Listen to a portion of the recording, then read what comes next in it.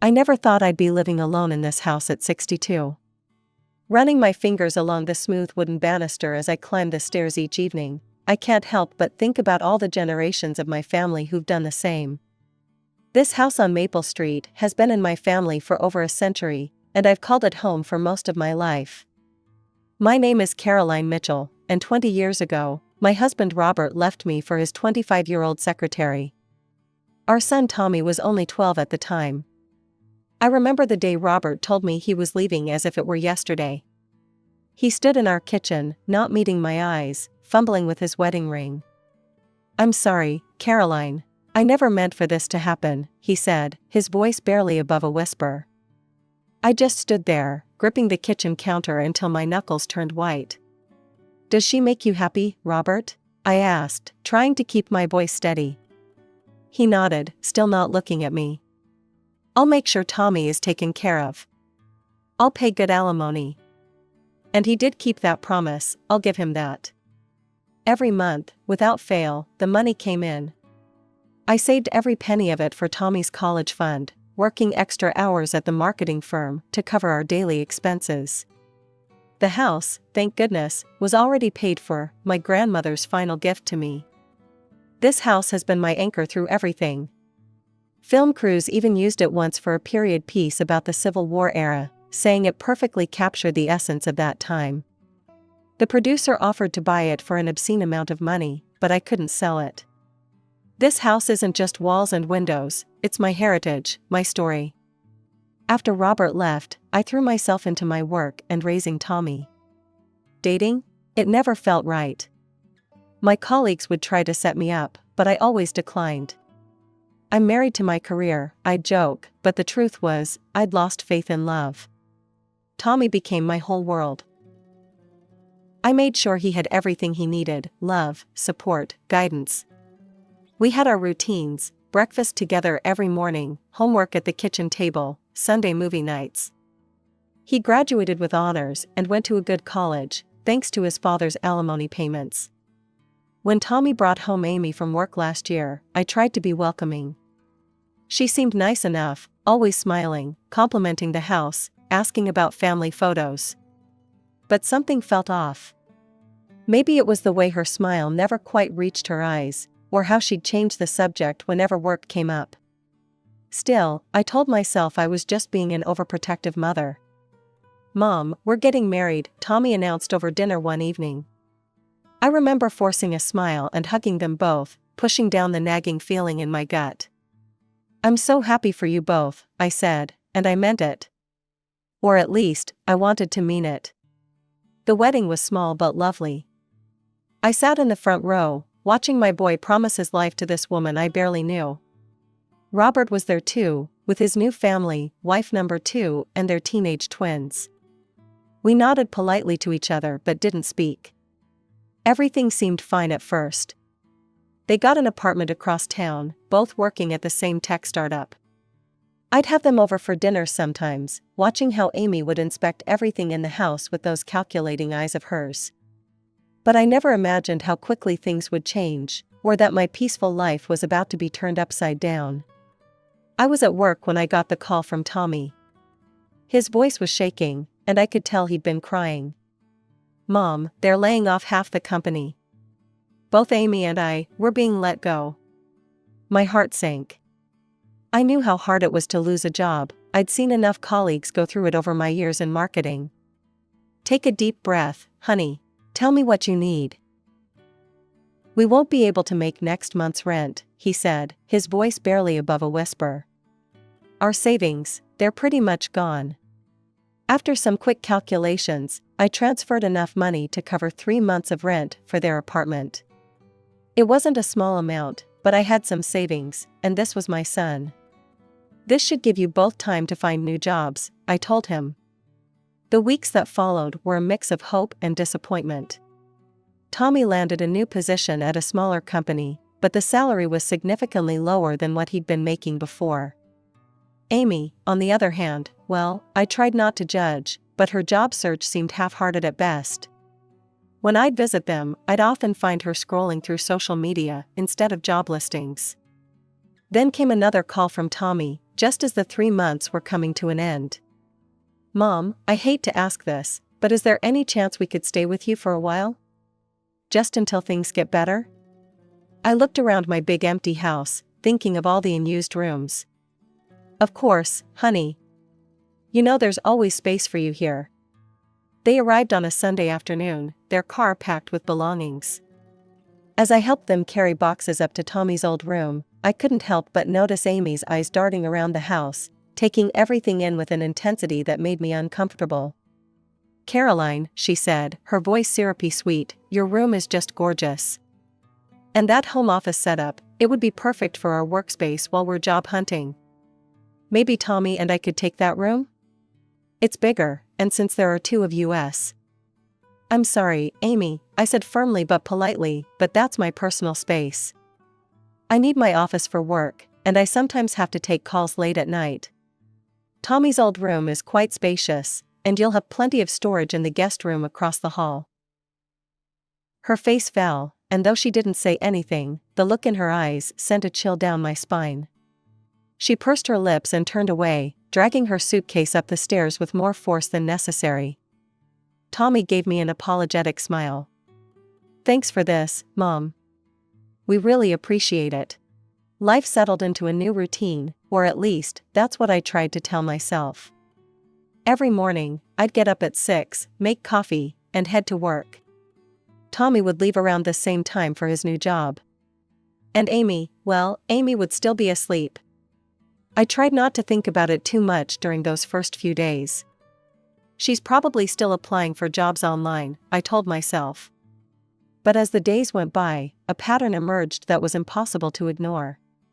Each evening when I returned from work, I'd find her exactly where she'd been that morning, sprawled on my living room couch, phone in hand, surrounded by empty snack bags and coffee mugs. The dishes from her lunch would be piled in the sink, crumbs scattered across my kitchen counter. "How was the job search today?" I'd ask, trying to keep my voice light. "Oh, nothing really suitable for my qualifications," she'd reply without looking up from her phone. 2 weeks passed like this. The house, which I'd always kept immaculate, was starting to show signs of neglect. Dust gathered on the furniture, dishes piled up, and laundry overflowed from the hampers. After a particularly long day at work, I decided it was time for a gentle conversation. We were sitting at dinner, a meal I'd prepared after cleaning the kitchen first. I cleared my throat nervously. "Amy, honey," I began, keeping my voice as gentle as possible, "I was thinking, since you're home during the day, maybe you could help out a bit with the housework? Just until you find a job, of course." The change in her expression was instant. Her fork clattered against the plate, and her eyes welled up with tears. "I knew it," she cried, turning to Tommy. "I knew she'd try to turn me into her maid. Just because I'm temporarily unemployed doesn't mean I should be your mother's servant." I sat there, stunned. "Amy, that's not what You've been looking down on me since day one." She was full on sobbing now. "You think I'm not good enough for your precious son or your precious house." "Amy, please, I didn't mean," but she was already pushing back her chair, running from the table with dramatic flair. Tommy stood up, his face dark with anger. "Mom, I can't believe you'd be so cruel to Amy. She's going through a really tough time right now." After that night, things got even worse. I still did all the cooking and cleaning, while they ordered takeout and left their empty containers wherever they finished eating. Out of habit, or maybe hope, I'd still call them to join me for dinner when I cooked. They'd come down, eat without a word, and leave their dirty dishes on the table. The weeks dragged by, each day feeling longer than the last. The sound of the TV from the living room had become a constant backdrop to my home life, along with the gentle tap-tap of Amy's fingers on her phone screen. I tried to stay out of her way, spending more time at the office than necessary, but the situation weighed heavily on my mind. One morning, during our weekly department meeting, our HR director mentioned they were looking for an office manager. My ears perked up immediately. "What's the starting salary?" I asked as casually as I could. $45,000 to start, she replied. "But there's room for growth. We promote from within whenever possible." I thought about Amy's resume. She had a business degree and had worked in administration before. This could be perfect. I spent my lunch break drafting a careful text to Amy about the position, but then deleted it. This was the kind of news better delivered in person. I left work early that day, my heart light with hope. Maybe this could be the solution to our problems. I found Amy in her usual spot on the couch, scrolling through her phone. A half-eaten bag of chips lay on the coffee table, crumbs scattered across the surface. "Amy," I said, trying to keep my voice bright and encouraging. "I have some good news. There's an opening at my company for an office manager. It's entry-level, but there's real potential for advancement. The starting salary is decent, and I could drive you to work. We could commute together." She shot up from the couch, sending the chip bag flying. "Are you serious right now? An office manager? Do you know what my qualifications are?" I just thought. "You thought what? That I'd be happy to fetch coffee and organize paper clips?" Her voice was rising with each word. "I have a business degree. I was a project coordinator." "Amy, please, I didn't mean." "Oh, I know exactly what you meant." She was practically shrieking now. "You think I'm a freeloader. You think I'm lazy. You can't stand the fact that I'm not working, so you're trying to force me into some degrading position." Just then, Tommy walked through the front door, his timing impossibly bad. "What's going on?" he asked, looking between us. Amy rushed to him, tears streaming down her face. "Your mother just insulted me again. She thinks I'm a freeloader. She's trying to force me to take some menial job as an office manager." I stood up, my hands shaking. "Tommy, that's not true. I was just trying to help. There's an opening at my company, and I thought." "Mom, stop." Tommy's voice cut through the room like a knife. "Why do you always have to do this? Why can't you just leave Amy alone?" "Do what?" I asked, genuinely confused. "I'm just trying to help." "Help?" Amy scoffed through her tears. "You're trying to humiliate me." She ran up the stairs, her dramatic sobs echoing through the house. Tommy gave me a look of pure disappointment.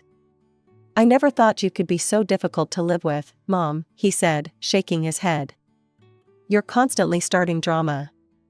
It's like you can't help yourself." He followed his wife upstairs, leaving me standing alone in the living room. I sank back into my chair, my half-finished coffee growing cold in my hands. "Starting drama?" I whispered to myself, the words tasting bitter in my mouth. In all my 62 years, no one had ever accused me of being dramatic. The days turned into weeks, and I learned to keep my mouth shut about the job situation. The mere mention of work would make Amy's eyes narrow dangerously, so I stopped bringing it up altogether. It was easier that way, even if it meant watching her waste her days away on my couch. Things changed when Tommy got his first big commission at work. Suddenly, Amy was going out more often, returning with shopping bags from expensive boutiques and fresh manicures that probably cost more than our weekly grocery bill. Not once did she think to pick up laundry detergent or paper towels. Those mundane household items remained my responsibility. I kept hoping that with Tommy's improved income, they'd start looking for their own place. Each morning, I'd check the local rental listings on my phone, imagining them finding a nice apartment across town. But they seemed perfectly content to stay put, making themselves more and more at home in my house. One evening, I came home to find Amy excitedly chatting on her phone in my living room. "Oh my God, yes, the house is absolutely perfect for a party," she was saying. "You should see the vintage chandelier in the dining room. It'll look amazing in photos." I set down my briefcase, my stomach already nodding. "What party?" She hung up and turned to Tommy, who had just walked in. "Babe, we should definitely have our anniversary party here. Can you believe it's been almost 2 years? Where exactly are you planning to have this party?" I asked, though I already knew the answer. "Here, of course." Amy gestured around my living room. "This house is gorgeous, Caroline. All our friends will love it. I'm thinking we could set up the bar in the foyer, and maybe move some furniture around in the living room to create a dance floor. Shouldn't you have asked me first? I interrupted, trying to keep my voice level. But Amy was already scrolling through her phone. We should invite the Hendersons, and maybe that new couple from your office, Tommy. Oh, and we absolutely need to call that catering company we used for New Year's. I turned to Tommy, hoping he'd say something, but he was nodding along with his wife's plans, a smile on his face. Later that evening, I cornered Tommy in the kitchen. Mom, I know what you're going to say, he started, but it would mean so much to Amy. She's been feeling down lately, and this would really lift her spirits. This is my house, Tommy. You can't just decide to throw a party here without asking me first.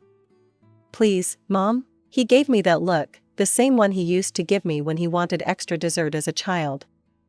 I promise we'll take care of everything. I'll even hire a cleaning service to come in afterward. You won't have to lift a finger. I stood there, looking at my son, this man who used to be the considerate boy I raised, and felt my resolve crumbling. Fine, I sighed, already knowing I'd regret this decision. But I want everything back in its proper place afterward. Thanks, Mom. You're the best. He hugged me quickly and bounded up the stairs to tell Amy the good news. The week leading up to the party was a whirlwind of activity, none of which I was included in. Amy took over my house like a general, planning a military campaign. Delivery trucks came and went, bringing everything from fancy tablecloths to crystal champagne flutes. She rearranged my furniture without asking, pushing my favorite reading chair into a corner to make room for a makeshift dance floor. I kept my distance, retreating to my office whenever possible. Still, I couldn't help but overhear her endless phone conversations about appetizer selections and wine choices. My grandmother's antique vase was moved to make room for elaborate flower arrangements, and my family photos were taken down to be replaced with string lights and paper lanterns. Friday afternoon, I left work early. I had even bought a new dress for the occasion, nothing too fancy, just a simple navy blue cocktail dress that I thought would be appropriate. As I pulled into my driveway, I could see cars already lining the street. I took a deep breath and walked up to my own front door. Inside, the house was barely recognizable. The furniture had been pushed against the walls, creating an open space in the center where people were already dancing. The air was thick with the smell of catering food and expensive perfume. Amy spotted me from across the room. She was wearing a short silver dress that caught the light from the newly installed party lights, her hair and makeup professionally done. She excused herself from the group she was talking to and walked over to me, her face fixed in an artificial smile. Caroline, she said, her voice sickly sweet but loud enough for nearby guests to hear. I thought you'd be gone by now. I blinked in confusion. Gone? Why would I be gone? Oh. She tilted her head, her smile never wavering. I guess I forgot to mention, this party is really just for our friends. You know, young people? I assumed you'd make other arrangements for the evening. Maybe get a hotel room? I stood there, stunned, as a few of her friends nearby giggled into their champagne glasses. This is my house, I said, my voice barely above a whisper. Yes, and you've been so generous letting us use it, Amy said, patting my arm condescendingly. But you have to understand, having someone's mom at an anniversary party is kind of a buzzkill. I looked past her to Tommy, who was standing nearby, watching this exchange. Surely he wouldn't allow this. Surely he would step in and defend me. Mom, he said, walking over. Amy's right. This is really more of a young people's party. It might be better if you weren't here. In that moment, something inside me, something that had been stretching thinner and thinner over the past months, finally snapped. Without a word, I turned and walked up the stairs. Behind me, I could hear Amy's smug voice. See? I knew she'd be reasonable about this. She's probably just gone to pack an overnight bag. I entered Tommy's old room, their room now, and pulled their suitcases from under the bed. My hands were steady as I began emptying drawers, folding nothing, just throwing their clothes into the bags. Designer dresses, expensive suits, all the things they'd bought with Tommy's new salary, into the suitcases they went. I stripped the bed, wrapped their toiletries in a towel, and added those too. The music thumped below as I dragged the heavy suitcases down the stairs, one in each hand. The sound of them bumping against each step drew everyone's attention. The crowd parted as I entered the living room, faces turning from their conversations to watch the scene unfold. "Mom?" Tommy's voice cracked. "What are you doing?" I dropped the suitcases in the middle of the makeshift dance floor. "You're leaving, now. The party's over." Amy's face contorted with rage. "What the hell do you think you're doing?" she screamed. "You can't do this." "This is my house," I said, my voice deadly calm. "You have exactly 5 minutes to leave before I call the police and have you removed for trespassing." "Mom, come on," Tommy laughed nervously. "You're joking, right?" I pulled out my phone. 4 minutes. The guests began shuffling toward the door, muttering among themselves. Some were already calling Ubers. "You deranged old fool." Amy stepped toward me, her finger pointed at my face. I moved so quickly it surprised even me, closing the distance between us until we were nose to nose. "Call me one more name," I said, my voice low and dangerous, "and I'll show you exactly how much fight this old fool has left in her. Try me." The color drained from Amy's face. She stumbled backward, grabbing the nearest suitcase. Tommy stood frozen for a moment before reaching for the second bag. "Mom," he started. "Get out." They walked to the door, Amy still muttering curses under her breath. Tommy looked back once, but I had already turned away, beginning to take down the tacky decorations they'd hung on my walls. After they left, I surveyed the abandoned party scene, tables loaded with untouched food, half-empty champagne glasses scattered everywhere, my grandmother's vase thankfully still intact. I began boxing up the catering trays. The local homeless shelter was still open, at least some good could come from all this food. The weeks after the party passed quietly. Too quietly, perhaps. But after months of chaos, the silence in my house felt like a blessing. I put everything back in its proper place, my reading chair returned to its spot by the window, my family photos back on the walls, my grandmother's vase centerpiece on the dining room table. News travels fast in small towns. Sarah, my friend who works in real estate, told me Tommy and Amy had rented a 2-bedroom apartment in the new complex across town. "Funny thing," she said over coffee one morning, "Janet from the leasing office is an old friend. Says they almost didn't pass the credit check, but Tommy's new salary just barely got them approved." I sipped my coffee and said nothing. More stories trickled in. Martha, whose niece lives in the same building, reported that the property manager had already given them 2 warnings about the state of their apartment during routine inspections. "The place is a mess," Martha confided, shaking her head. "Garbage piling up, dishes in the sink for days." Sound familiar? I just nodded, remembering my own kitchen during their stay. Then came word of the arguments. They weren't exactly subtle about it. The neighbors could hear them through the walls, Amy screaming about Tommy's pathetic salary, how she was sick of living in a dump, how none of her friends had to live like this. Tommy firing back about her refusing to work, to cook, to clean, to do anything at all really. "They say she throws things sometimes," my friend Linda whispered during our weekly lunch. "Tommy was seen sleeping in his car one night last week." Each story made my heart ache a little. Not for Amy, I was done wasting sympathy on her. But for Tommy, he was still my son, despite everything.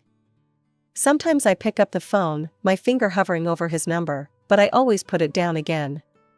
This is his lesson to learn, his path to walk. The house feels different now.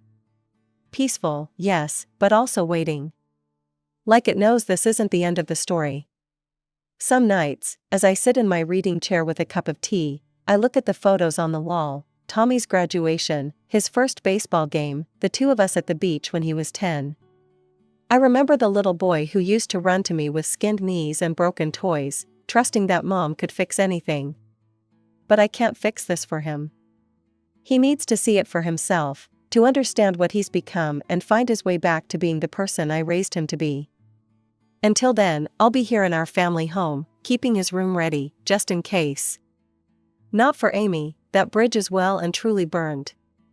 But for my son, when he's ready to apologize, to talk, to rebuild. In the meantime, I'm reclaiming my life. I joined a book club, started taking painting classes on weekends, and even adopted a cat from the local shelter. His name is Oliver, and he's excellent company. He sits with me in the evenings, purring contentedly as I read, neither of us feeling the need to fill the silence with empty words. Life goes on, as it always does. And when Tommy's ready, he'll know where to find me.